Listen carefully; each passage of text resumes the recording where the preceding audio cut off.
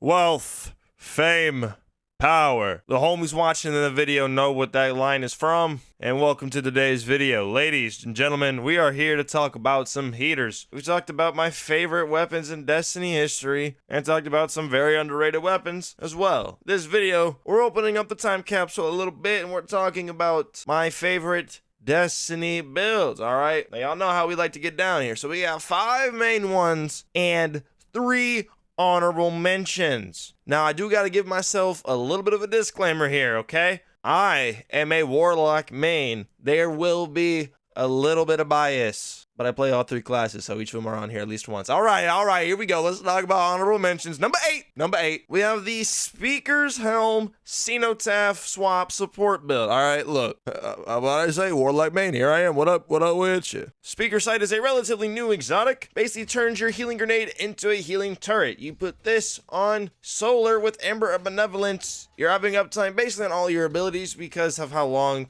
the turret lasts and how often it's going to proc Ember of Benevolence by shooting healing bursts at you, but more importantly, your allies to proc your fragment. And because Cenotaph is also an exotic helmet, this allows for you to perform very quick swaps or to gen heavy for your team. This was the main build I was running for the final boss of contest mode Vesper's Host. I was clutch big time, and I feel like this is a setup that will be very good in any other contest content later in the future. Y'all know the saying goes, we could always use a warlock. That's the perfect way to wrap up the number 8 spot. All right, number 7. Now look, I said I'll play all 3 classes for a reason. A, for content, and B, I think that's how you get the most fun out of this game. If you play this game and you lock yourself to one class, you're missing on 66% of the fun. Okay, that brings us to the Lucky Pants Hunter. Okay, look. Lucky Pants build is universal here, as you know, it's very good in dealing with healthier enemies. You know, if you're on Void, you're performing some swaps from O-Rigs to Lucky Pants. I'm mainly looking at Onslaught content. That's where that's generally used at. And before Still Hunt, this was the workhorse exotic. You know what I'm saying? Y'all have your Malfeasance, have your Warden's Law with 4 times in Vorpal. Oh, you're out of ammo? I mean, I got that 600% multiplier fully charged on my hand cannon, 58k a shot, my man. Beep, beep, beep, beep, beep, beep. On top of that, you could obviously use, you know, heavy. I mean, it's just allowed for you to always have a good form of damage in all of your slotted weapons, especially if you had a Malfeasance or a 2-round burst type of hand cannon. Number 6, Prismatic Hunter. Is there anything that needs to be said about Prismatic Hunter that hasn't been said already? Some of the best neutral game in the game. Amazing super choices between things like Tether, Gold Gun, and the absolute unit that was the damage rotation was Still Hunt before it got nerfed with Celestial Nighthawk. On top of that, you had Transcendence. You have infinite amount of smoke grenades to apply the weakening debuff while your Transcendence is up. No matter the season, no matter the artifact mods, you will be able to apply your own debuff in solo play. Is there anything else that needs to be talked about Prismatic Hunter? No. So let's go ahead and hop into the top 5. All right. Honorable mentions out the way. Number 5. Here we go. I said I'm a warlock main, but I would be damn lying to y'all if I said I do not like playing my Titan, because that is just such a unique and fun playstyle that the Titan possesses. They possess the ability to always have a random, overpowered, goofy, broken melee build at any given point in the sandbox. It doesn't matter. Void, Bash, Titan, I'm looking at you. Oh man, the time period from which Witch Queen got released all the way till the start of Season of the Seraph was some of my most fun I've had on Destiny. Void 3.0 came out, the Worm Gods was chilling, and the use was found. On top of that, you had Elemental Wells back in the day as well to help get your shield bash back very quickly with things like Melee Wellmaker, and it was definitely some very fun damage to pull off. As with things like Offensive Bulwark, whenever you get yourself an overshield, you're going to be doing more damage. You stack your Worm Gods all the way up to max, and back then, you had a small window to do so. It was only 5 seconds. There was no little bar that slowly dwindles. Nah, bro, it's 5 seconds or bust. But you fulfill all the requirements. You get your Worm God stacks up to ×5. Place your barricade, refresh your Worm Gods, hit the boss with the tractor cannon, start running in place, pull out your 1-2 punch shotgun, slide, shoot, bash. Chunks. Some of the most satisfying gameplay experience was with the old school Giga Bash Titan with the Worm Gods, and I do miss this build. I know it recently made a little bit of a comeback with Peregrine Greaves, but that only works on champions and tormentors. And the only boss that you can do that effectively against is Nezarec, because he is coded and considered a Tormentor. That, and I think because of some PvP reason, you can no longer like shoot, slide, or melee anymore. Something weird. I don't know. Whatever. Long live the Void Bash Giga Titan, my friends. Number 4. All right, look.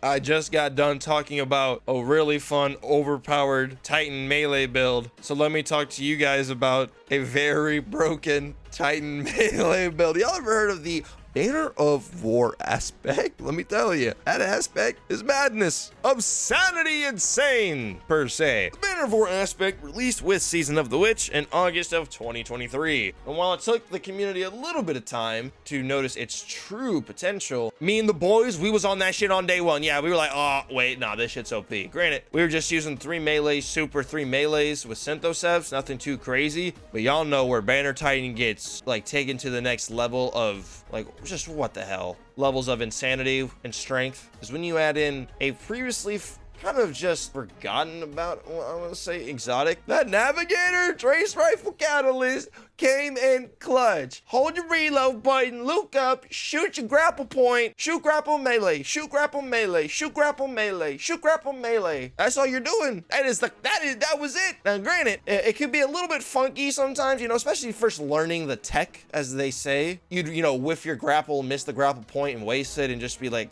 left holding your dick in your hand, like what the hell do I do now type beat. But once you got it down, man, you can't tell me that wasn't satisfying, bro. I don't care what anyone says. It visually is so cool watching a very good Banner Titan player put in the work on the boss with their grapple point, 1-2 punch shotgun, and their Synthoceps / Worm Gods a little bit later on. Y'all know the power of Banner, or if you guys have watched, you know, any of the true solo Giga Chads out there that do all the insane solo challenges like Snazzy and Bog, the Banner Titans will go down in infamy as the overwhelming melee damage presence that the Banner Titans possess. And yes, they're still busted as hell. And as always, remember the golden rule: the Titan will always have a broken melee build. Always. All right, boys, number 3, here we go. Lock in. See what I did there? Lock. Like warlock. Hey, come on. That was good. All right. We just got done talking about a really awesome Strand build. So let me tell you about a really awesome Strand build, this time on the warlock. So for any of my fellow warlock mains out there, you know, there's generally a few subclasses that we float between, at least before Prismatic. Obviously, the bread and butter of the warlock is the solar affinity. However, the absolute sauce, finesse, speed, quickness, and lethality of the Strand warlock is something that cannot be underestimated, my friend. No way. You got another warlock in your fire team running the Well of Radiance? Oh, you best believe I'm hopping on the Strand damage rotation, my friends. You're in the Karnstein armlets for your neutral game before damage, and then during damage, you rock those necrotic grips, my friend. Get yourself a grapple point, thread of ascent, thread of generation. Oh yeah. This allows for what they call the cooks to really happen. As thread of generation works by any tick of damage that you do. So damage over time effects are really good. Think of something like the Wither Horde, the Necrotic's damage over time effect, and the fact that your arcane needles have 3 melee charges. And beforehand, people were running rocket launchers. Oh yeah, with the wolf packs. Oh yeah, Wither Horde, cart, apex, grapple, apex, super, apex, grapple, apex, Wither Horde, cart, apex, grapple, apex. Y'all already know the moves. Y'all know how we get down. And now that we got GLs, I mean, you just got a bigger mag before you have to use your grapple again. So you got way more leeway. You can easily jump your heavy, skip all the reloads you need, and you have a one-off damage super to boot. What's not to like? Got access to Woven Mail. You got Karnstein's as a really good neutral game to just keep you up. And then you got your damage shredding necros that feed greatly into threaded generation. I love me the Strand Lock DMBS rotation. Why did I go in that accent? Nobody knows. Let's move on to number 2, my friends. Okay, now I'll be honest. My top 2 all-time favorite builds, they're like neck and neck for me, okay? Like very much so neck and neck. But for the time being, I'll tell you my number 2, okay? I'm a warlock main, so don't be surprised at what you hear. Sunbracers! Yeah, I said it.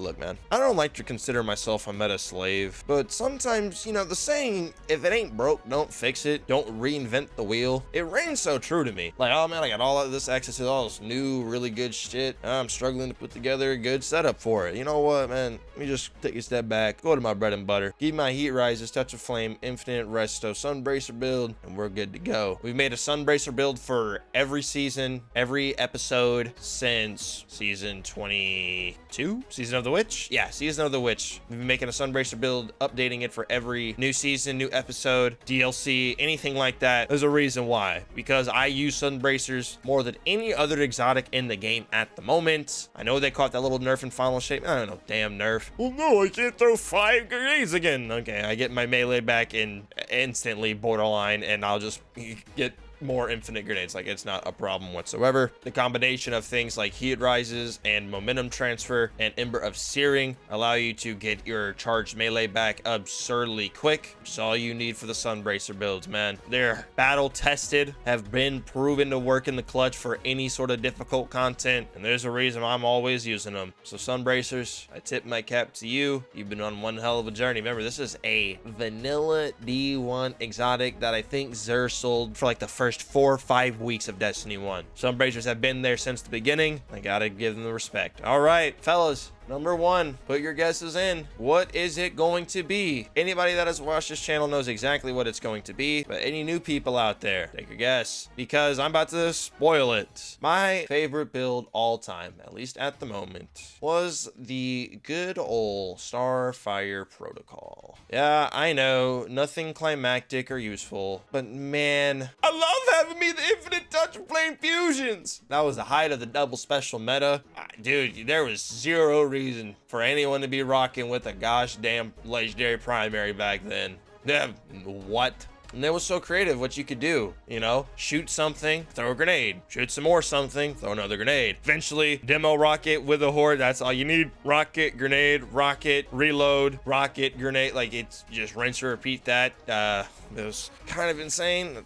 It was good everywhere. GMs, contest content, anything, everything. It doesn't really beat placing an empowering rift, throwing a grenade, immediately recharging your empowering rift, and then getting 20% of your grenade for each tick of damage you were doing within a second. So how do you beat that? Like, bro, me and my boys, we came up with the Xenonade build. A freaking build with Xenophage, because Starfire was so dominant and allowed for some really fun shenanigans with it. Also, I really like Xenophage, man. What can I say? I like these weapons. I don't give a fuck if they suck or not. Shut up. Leave me alone. I'm not a meta slave. Only when I have to be. This is why every warlock's favorite weapon is the freaking Wither Horde. It's been there for all of our go-to builds. So please, next time you're in a raid, let the warlock have the Wither Horde. It means more to us warlock mains. Trust me, it just does. Just does. You don't understand. All right, y'all. Thank you for listening to my TED Talk, my bullshit. I appreciate y'all. I got the big video working away. I have all of the footage cut up. I just had to go do all of the sound effects, the music, and all that good jazz, add up the little fine touches, and it is a 90-minute long juicer. So I'd say timetable on that, 3-4-ish weeks. I just gotta take my time, can't rush it. Consider subscribing. Y'all have a good day.